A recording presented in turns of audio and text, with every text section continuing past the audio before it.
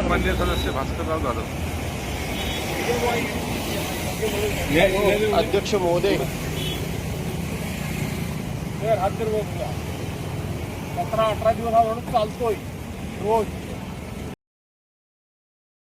मुंबई गोवा रस्त्याचं इथं दादा बसलेत. 12 वर्ष काम सुरू आहे. तुम्हाला माहिती आहे रस्ता पूर्ण झालेला नाही, परंतु झालेला नाही.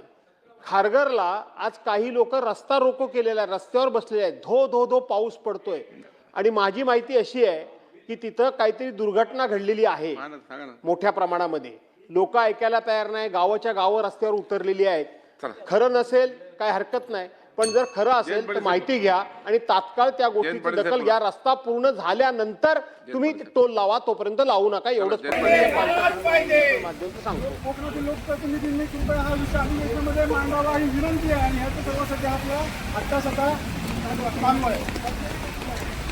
एक साधी गोष्ट, जर का आम्हाला एक साधी गोष्ट नसेल तर टोल नाका रस्त्याचं काम जर का पूर्ण होत नाही तोपर्यंत टोल सुरूच कसा होतो.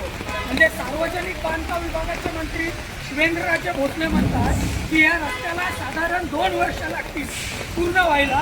मग रस्ता 2 वर्षांनी पूर्ण होणार आहे, मग त्याचा टोल 2 वर्ष आधीच प्रवाशांनी का भरावा? म्हणजे हे कोकणवासियांवरती या रस्त्यातून जाणाऱ्या येता करणाऱ्या प्रवाशांवरती अन्याय आहे.